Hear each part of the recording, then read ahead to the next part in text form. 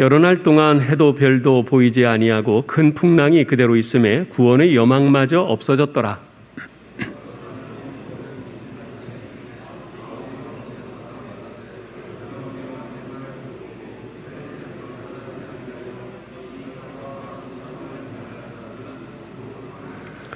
내가 너희를 권하노니 이제는 안심하라. 너희 중 아무도 생명에는 아무런 손상이 없겠고 오직 배뿐이리라.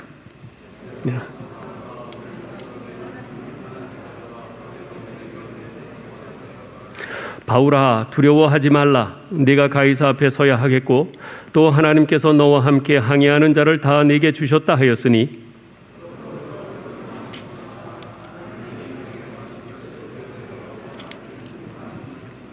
그런즉 우리가 반드시 한 섬에 걸리리라 하더라.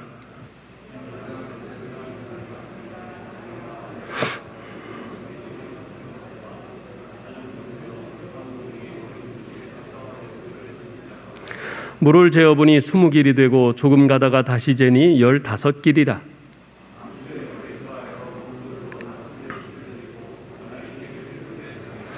사공들이 도망하고자 하여 이물에서 닻을 내리는 채 하고 거룻배를 바다에 내려놓거늘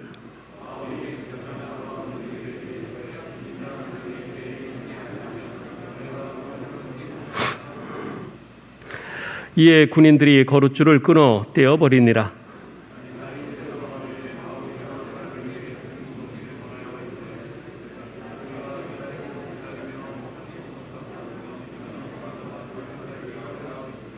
음식 먹기를 권하노니 이것이 너희의 구원을 위하는 것이요 너희 중 머리카락 하나도 잃을 자가 없으리라 하고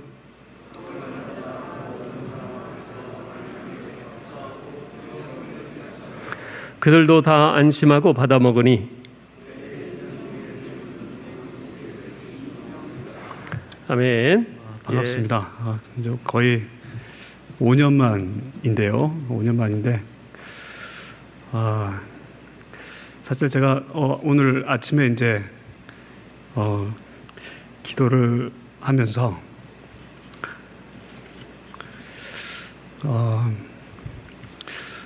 모르겠습니다.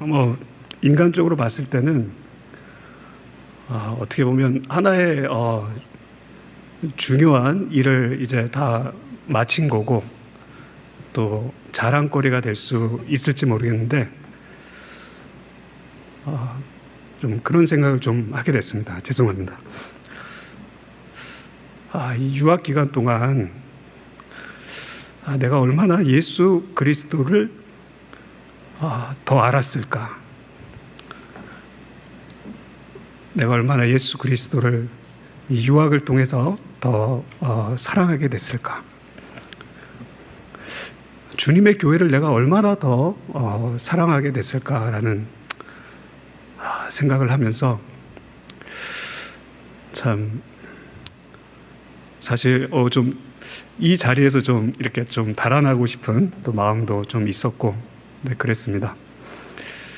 뭐 5년 동안의 박사과정뿐만 아니고요. 또 그 전에 있었던 2년의 그 MA 과정 동안 무려 7년 동안 저를 위해서 이렇게 기도해 주시고 또 후원해 주셔서 정말 무사히 이제 8월 말에 박사 이제 논문을 마치고 이 자리에 여러분들 앞에 서게 됐습니다. 이제 저기 자리에 앉아 있는데 어떤 생각이 딱 들었냐면 제가 이제 캐나다 유학을 가서 이제 첫 수업을 듣는 시간이었습니다. 첫 수업을 딱 듣는데 제가 그날 10분을 지각을 했습니다. 왜 지각을 했냐면 그냥 근처에 이렇게 앉아 있다가 도저히 수업 시간에 못 들어가겠는 거예요. 야, 내가 내 실력을 아는데 과연 내가 유학 생활을 잘 할 수 있을까? 그러면서 이제 주저 하다가 겨우 하나님이 용기를 주셔서 이제 첫 수업을 이제 들어갔었는데 정말 첫 번째로는 하나님의 은혜고 그리고 두 번째로는 정말 우리 화성교회 성도님들의 또 사랑과 후원의 힘이 저를 또 이 자리까지 또 오게 하지 않았을까 이렇게 생각을 하게 됐습니다. 저는 지난 20세기에 영국에서 활동했던 설교자 마틴 로이드 존스 목사님을 연구하고 있습니다. 로이드 존스 목사님의 설교가 책으로 나온 것만 수십 권이 넘습니다. 그런데 요즘 이 코로나 팬데믹 시기를 살아가면서 저의 마음을 사로잡는 그의 설교집이 있습니다. 너희는 마음에 근심하지 말라라는 제목을 가진 설교집입니다. 이 설교 시리즈는 1951년, 그러니까 2차 세계대전이 끝나고 5, 6년이 지난 후에, 그러니까 아직 이 포탄의 흔적이 남아있을 이 런던의 웨스트민스터 채플에서 이 요한복음 14장 1절 말씀, 너희는 마음에 근심하지 말라, 하나님을 믿으니 또 나를 믿으라는 이 예수님의 말씀을 본문으로 8번에 걸쳐 했던 설교들입니다. 당시 영국과 서구 사회는 이 2차 대전의 여파로 정치, 경제, 사회뿐 아니라 개인의 삶에 있어서 많은 문제와 고통을 겪고 있었습니다. 무엇보다 이 당시에는 이 미국과 소련이 냉전 중에 있었습니다. 그래서 사람들 사이에서는 언제든 핵전쟁이 일어날 수 있다는 공포감이 있었습니다. 1차 세계대전이 끝났을 때만 해도 사람들 사이에서는 이제 전쟁이 끝났구나라고 하는 기쁨이 있었습니다. 그런데 2차 세계대전이 끝났을 때는 분위기가 사뭇 달랐다고 합니다. 전쟁이 끝났다라고 하는 기쁨보다는 미래에 대한 두려움과 공포가 모든 사람들의 마음에 무겁게 자리 잡고 있었습니다. 바로 이러한 때에 영국 런던의 한복판에서 로이드 존스 목사님은 너희는 마음에 근심하지 말라라는 이 주제로 이 설교 시리즈를 시작한 것입니다. 무엇보다 그 첫 번째 설교에서 그는 이렇게 선포했습니다. 이 세상에 살고 있는 모든 사람들에게 지금 가장 필요한 것은 평온한 마음이다. 이렇게 설교했습니다. 로이드 존스 목사님의 이 명제는 역사상 이 유례가 없는 이 코로나 팬데믹 시기를 살아가는 오늘날에도 그대로 적용이 된다고 생각합니다. 오늘날에도 전 세계 사람들은 두려움과 불안 속에서 이 코로나 사태가 빨리 끝나기를 기다리고 또 기다리고 있습니다. 전 세계적으로 현재까지 이 코로나 바이러스 감염자가 2억 1,900만 명, 사망자는 무려 455만 명이 됩니다. 우리 이렇게 생각했지 않습니까? 코로나 백신이 나오고 그리고 백신 접종률이 높아지면 코로나로부터 이제 완전히 해방될 수 있겠구나 우리는 생각했습니다. 그런데 이 델타 변이 바이러스가 나오면서 네 번째 대유행이 시작되면서 전 세계가 다시 불안에 떨고 있습니다. 이처럼 미래가 불투명한 이 팬데믹의 시기를 살아가는 오늘날의 사람들에게도 가장 필요한 것은 평온한 마음일 것입니다. 오늘 우리가 살펴보려고 하는 본문을 자세히 들여다보면 이 안심하다라는 단어가 3번 나옵니다. 유라굴로 광풍 속에서 두려움과 절망에 빠져 있는 사람들에게 바울은 22절과 25절에서 2번에 걸쳐 안심하라 이렇게 당부합니다. 그러자 36절에 배 위의 사람들도 다 안심하였다라고 성경은 기록하고 있습니다. 이와 같은 사실을 통해 우리는 무엇을 알 수 있습니까? 사도 바울 역시 이 위기의 상황 가운데 사람들에게 가장 필요한 것은 안심하는 것, 즉 평온한 마음이라는 사실을 너무나 잘 알고 있었다는 사실입니다. 제가 이 본문을 읽으면서 참 궁금한 게 하나 있었습니다. 그것은 왜 배 위의 사람들, 이 276명의 사람들이 14일째, 그러니까 무려 2주간이나 아무것도 먹지 못했을까라는 점입니다. 33절을 보면 이렇게 되어 있잖아요. 바울이 여러 사람에게, 근데 사실 원문을 보면 여러 사람에게라는 게 아니고 모든 사람에게입니다. 즉 바울이 모든 사람에게 음식 먹기를 권하여 이르되 너희가 기다리고 기다리며 먹지 못하고 줄인 지가 오늘까지 10 나흘인즉 이렇게 말하고 있어요. 즉 베위의 사람들은 이 유라굴로 광풍 속에서 무려 14일 동안 밥을 먹지 못하고 굶주려 있었던 것입니다. 우리는 이렇게 생각할 수 있습니다. 파도가 너무 거센 나머지 짠 바닷물이 이 배 위의 음식물들을 다 덮쳐서 음식이 손상되어 먹지 못할 수도 있겠구나, 이렇게 생각할 수 있어요. 아니면 높은 파도 때문에 사람들이 심한 배멀미를 해서 도저히 음식을 먹지 못했던 것은 아닐까, 우리는 이렇게 생각할 수 있습니다. 그런데 여러분 38절을 우리가 보면 이 장면이 나옵니다. 바울이 먼저 사람들 앞에서 떡을 떼어 먹습니다. 그러자 배 위에 있는 모든 사람들도 다 안심하고 떡을 받아 먹었다라고 성경은 기록하고 있어요. 그러면서 이렇게 말합니다. 그들이 다 배부르게 먹고 밀을 바다에 버려 배를 가볍게 하였다라고 말하고 있어요. 즉 사람들이 먹을 것이 없어서 먹지 못한 것도 아니었고 배멀미로 인해 먹지 못한 것도 아니었습니다. 그렇다면 왜 사람들은 무려 2주 동안 아무것도 먹지 못했을까요? 그 이유는 사람들은 안심하지 못했기 때문입니다. 그들은 죽음이 두려웠습니다. 살아나갈 수 있다는 구원의 희망이 다 사라졌기 때문입니다. 두려움과 절망 그리고 슬픔 속에서 삶의 의욕이 다 그냥 꺾여져 버린 것입니다. 살아남을 수 있다는 희망이 다 사라진 마당에 내가 밥을 먹어서 뭐하나, 사람들은 그렇게 생각했던 것이죠. 이처럼 사람들에게 있어서 평온한 마음이란 밥보다도 돈보다도 그 어떠한 것보다도 중요한 것입니다. 이 평온한 마음이 무너지게 될 때 모든 것이 다 함께 무너지게 되는 것입니다. 어찌 보면 이 배 위에 있는 이 276명의 사람들은 마치 이 세상의 축소판 같습니다. 여기 있는 사람들은 각자 다양한 삶의 철학과 삶의 방식을 갖고 있었을 것입니다. 그리고 이 유라굴로 광풍을 만났을 때 그들은 각자의 삶의 철학과 방식으로 이 사태를 받아들였을 것입니다. 무엇보다 배 위의 사람들에게는 얼마나 다양한 종교가 있었겠습니까? 그들은 각자 자신들이 믿는 신들에게 자신들의 종교적 방식으로 기도하며 명상하며 자신이 믿는 신이 자신을 속히 구원해 주시기를 기다리고 기다렸을 것입니다. 그러나 오늘 사도행전 27장은 우리에게 무엇을 증언하고 있습니까?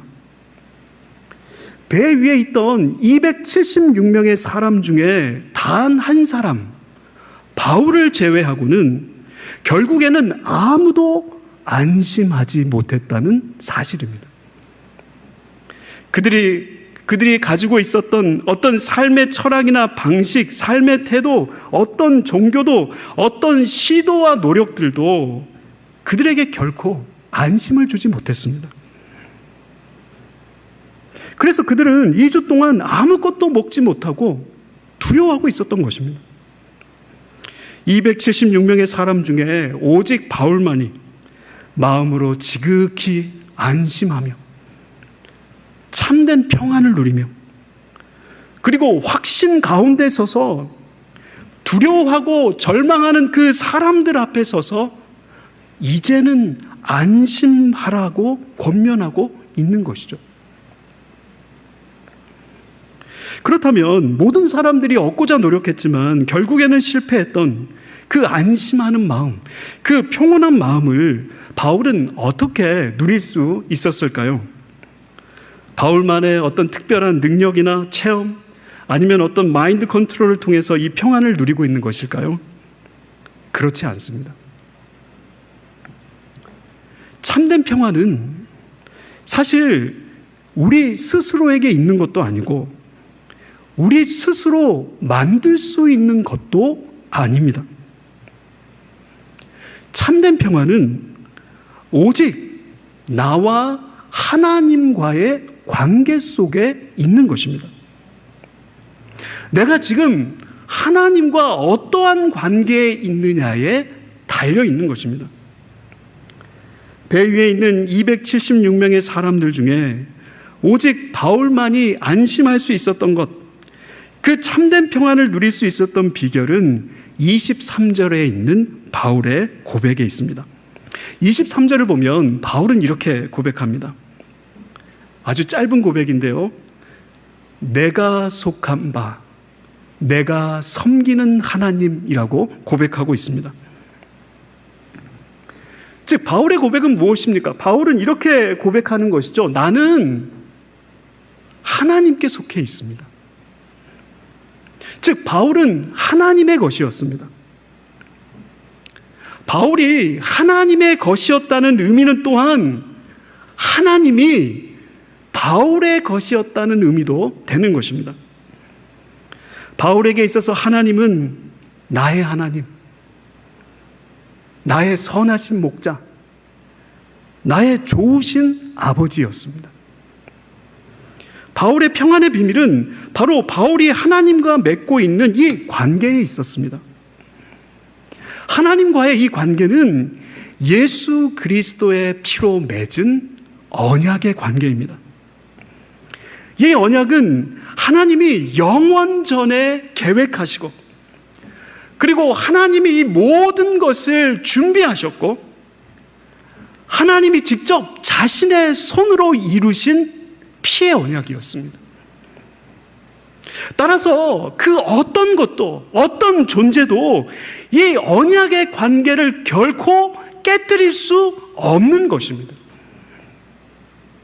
참된 평안은 이처럼 예수 그리스도의 피로 맺은 이 언약을 통해 하나님이 우리의 아버지가 되시고 우리는 하나님의 사랑받는 자녀가 되었다는 이 언약적 사랑의 관계 안에서 주어지는 것입니다. 왜냐하면 이 언약적 사랑은 결코 실패하지 않기 때문입니다. 이 언약적 사랑은 결코 마르거나 닳지 않습니다. 이 언약적 사랑은 결코 우리를 포기하지 않습니다. 참 아이러니하게도 삶의 소망이 보이지 않는 시기, 두려움과 절망의 그 깜깜한 밤이야말로 오늘 본문 속에 바울이 경험하고 있는 것처럼 사랑의 목소리로 나의 이름을 부르시고 여전히 내 곁에 계시는 주님을 새롭게 그리고 선명하게 만나는 기회의 시간인 것입니다. 우리 각자 이름을 부르시고 내가 너와 함께 있으니 두려워하지 말라. 이 나의 선하신 목자 되시는 주님의 세미한 음성을 듣는 황금의 시기인 것입니다. 제가 지난 5년 동안 박사 과정을 돌아봤을 때 가장 힘들고 두려웠던 시기가 이 재작년에 이 종합시험을 준비하는 과정이었습니다. 이 종합시험은 한 과목당 15권의 책을 읽습니다. 그리고 총 3과목을 봅니다. 그러니까 45권의 책을 읽어야 되는 것이죠. 그리고 과목마다 각각 필기시험을 봅니다. 그러니까 3번의 필기시험을 보죠.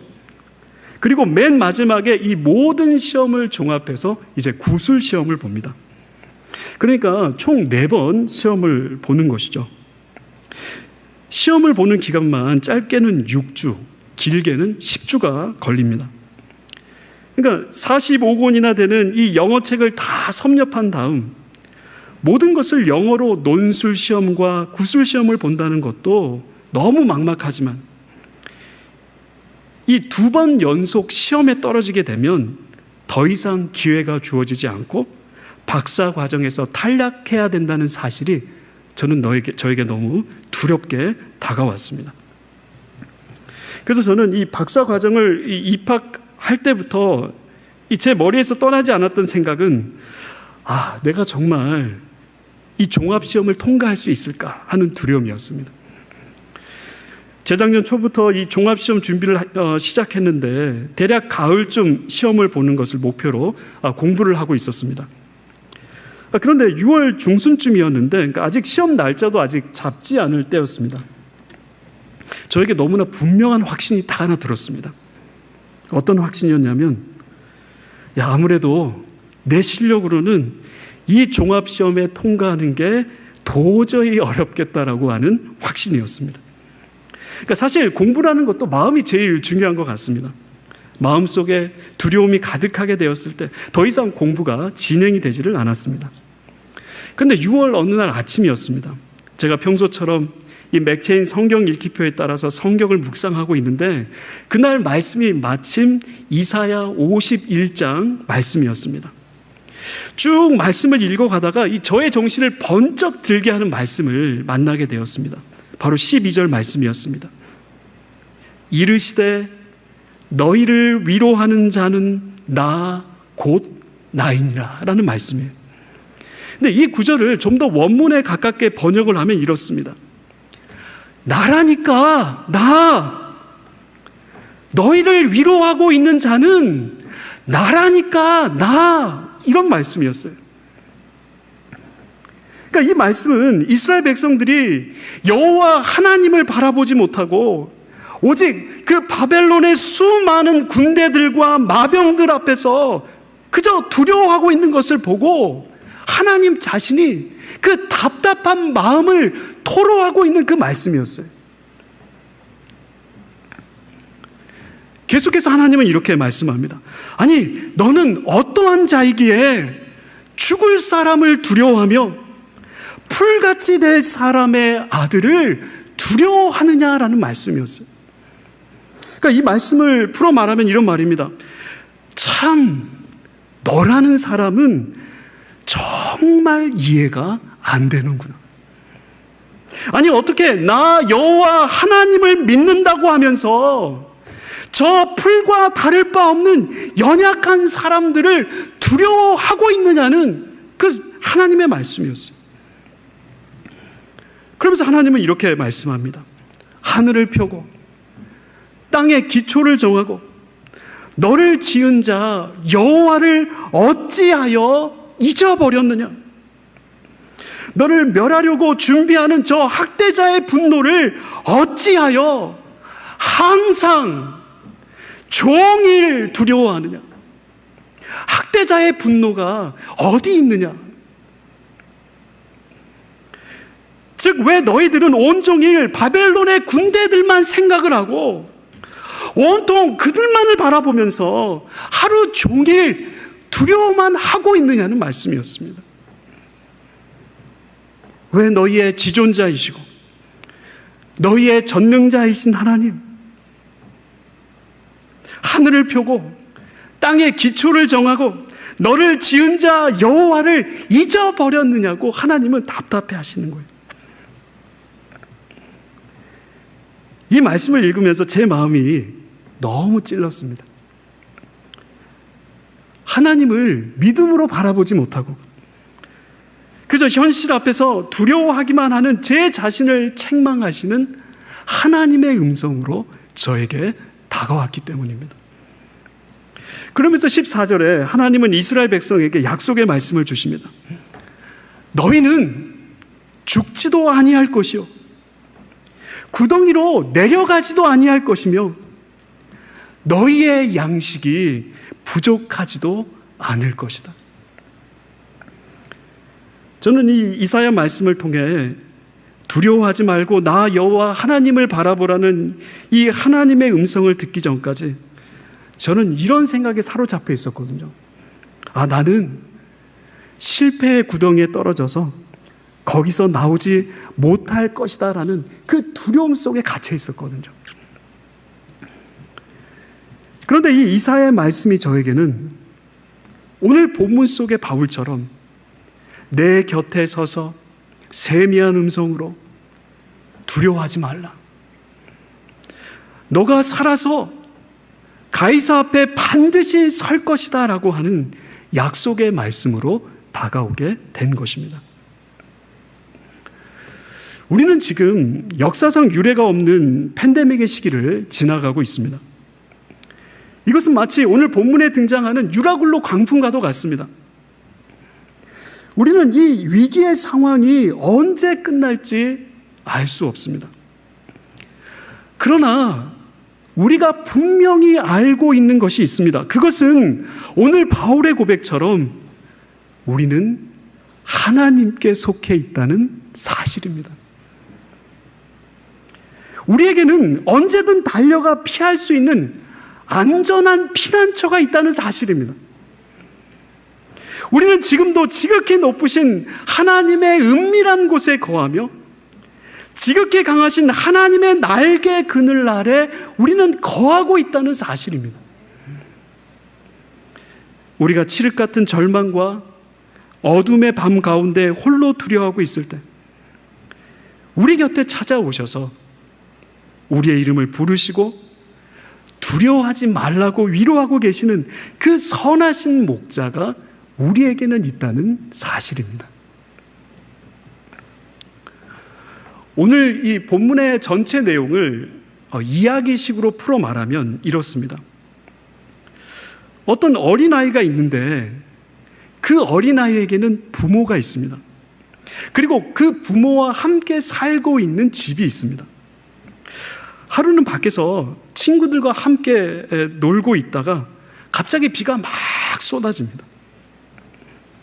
당연히 어린아이는 어떻게 했겠습니까? 주저하지 않고 엄마 아빠가 있는 집으로 달려갑니다. 왜냐하면 그 아이에게는 피할 집이 있었기 때문입니다. 기댈 곳이 있고 안전한 곳이 있습니다.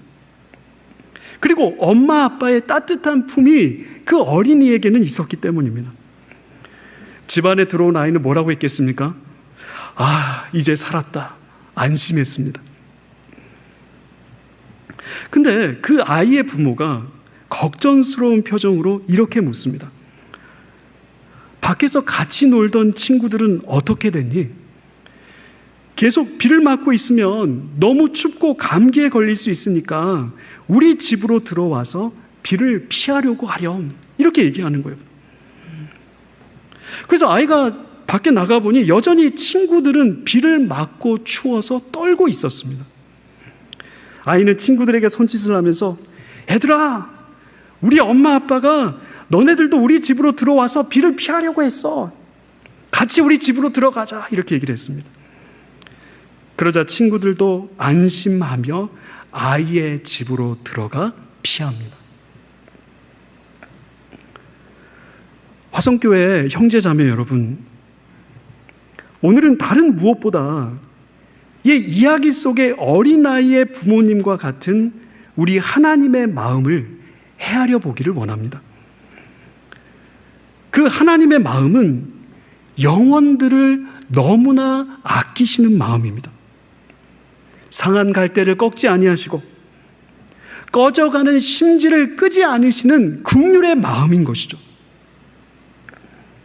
그 하나님의 마음은 천사를 통해 바울에게 전해 주었던 그 말씀에 고스란히 담겨 있습니다.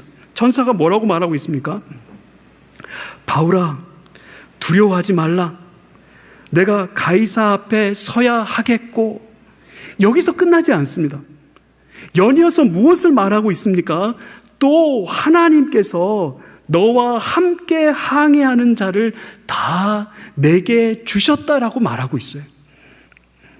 우리말 성경에는 나와 있지 않지만 원문에는 보라라고 하는 감탄사가 있어요. 즉, 보라, 하나님께서 너와 함께 항해하는 자를 다 내게 주셨다라고 말하고 있는 것이죠. 아니, 천사는 왜 이 말을 하면서 감탄하고 있는 것일까요? 우리는 여기서 이 주셨다라고 하는 단어에 주목해야 합니다. 이 단어는 카리조마이라고 하는 단어인데 이 로마서 8장 32절에 동일한 단어를 쓰고 있습니다. 자기 아들을 아끼지 아니하시고 모든 사람을 위하여 내어주신 이가 어찌 그 아들과 함께 모든 것을 우리에게 은사로, 즉 선물로 주시지 않겠느냐라고 할 때 이 카리조마이라고 하는 단어를 쓰고 있는 것이죠. 따라서 이 단어의 의미는 무엇이냐면 정말 귀한 것을 아낌없이 선물로 주는 것을 뜻하는 것입니다. 무엇을 알 수 있습니까? 하나님께서는 바울 그 한 사람뿐 아니라 바울과 함께 배를 탔던 그 275명의 영혼 하나하나를 너무나 귀하고 소중하게 여기고 계셨던 것입니다.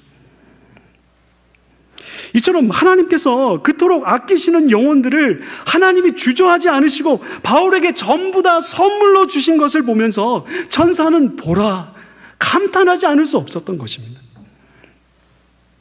바울은 천사 이 말을 들으면서 하나님께서 나와 함께 항해하고 있는 이 영혼들 한 명 한 명을 얼마나 아끼고 사랑하시는지, 그 영혼들을 향한 하나님의 사랑과 긍휼의 마음이 바울 가운데 부어진 것입니다. 여러분, 나중에 오늘 본문을 자세히 한번 읽어보세요. 바울에게는 열심이 있습니다.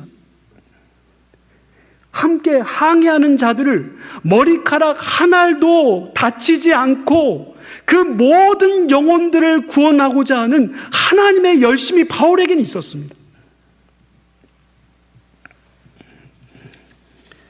그래서 바울은 이 영혼들을 향한 하나님의 긍휼과 사랑으로 이 영혼들의 구원을 위해 열심히 일하고 있는 것입니다. 무엇보다 지금 이 영혼들에게 가장 필요한 것은 바로 아버지의 보호 아래 안심하는 것, 곧 평온한 마음인 것을 알고 지금 우리의 눈엔 보이지 않지만 이 아버지의 집의 그 지붕 아래로 사람들을 초대하고 있는 것입니다.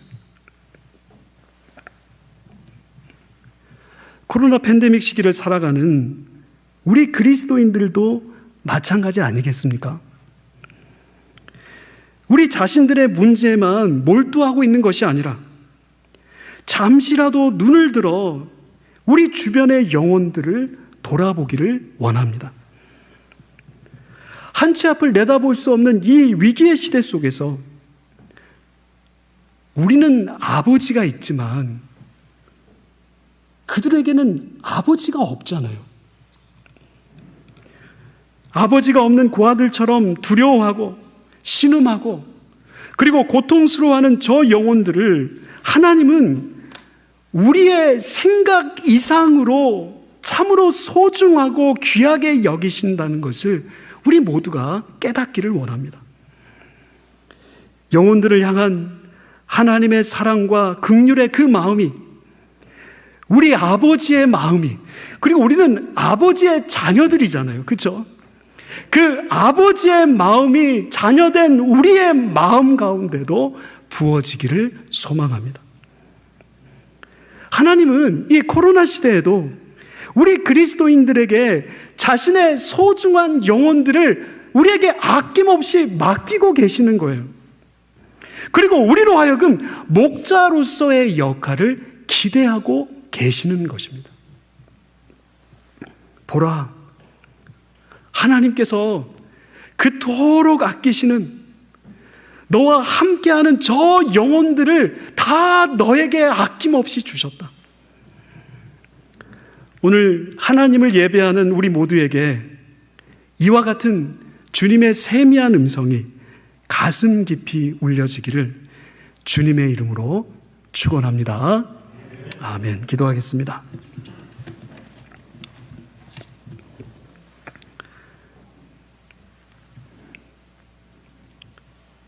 하나님 아버지, 오늘도 말씀을 통해 참으로 평온한 마음은 다른 어느 것에 있지 아니하고 아버지와 내가 맺은 이 언약적 사랑의 관계 안에 있음을 오늘 말씀을 통해서 다시 한번 깨닫게 해주셔서 감사합니다. 오히려 우리 그리스도인들에게는 참으로 암울하고 답답한 이 코로나 팬데믹의 시기가 오히려 지금도 내 곁에 계셔서 나의 이름을 부르시고 두려워하지 말라, 내가 너와 함께 한다라고 하는 우리의 목자 되시는 주님의 그 세미한 사랑의 음성을 새롭게 들을 수 있는 황금의 시기임을 오늘 말씀을 통해서 깨닫게 해주셔서 감사합니다. 하나님, 이 시간 우리가 기도하는 것은 우리가 아버지 품 안에서 누리고 있는 이 놀라운 평온한 마음을 우리 주변 가운데 아직도 누리지 못하고 있는 영혼들이 참 많습니다. 내가 생각하는 것보다 하나님은 이 영혼들을 참으로 아끼시고 사랑하시는데 오늘 바울의 모습처럼 우리들 역시 아버지를 모르는 그 영혼들, 피난처가 없는 그 영혼들, 갈 바를 알지 못하는 그 영혼들을 그 아버지의 그 평안의 집으로 초대할 수 있는 우리가 되게 하여 주시옵소서. 이 팬데믹의 위기 가운데 바울이 보여줬던 것처럼 하나님의 은혜 가운데서 평안을 누리며 오히려 사람들 앞에 서서 우리가 누리고 있는 그 아버지 안에서의 평안을 사람들에게 전할 수 있는 우리 모두가 될 수 있도록 연약한 우리들을 붙들어 주시옵소서. 감사합니다. 예수님 이름으로 기도하옵나이다. 아멘.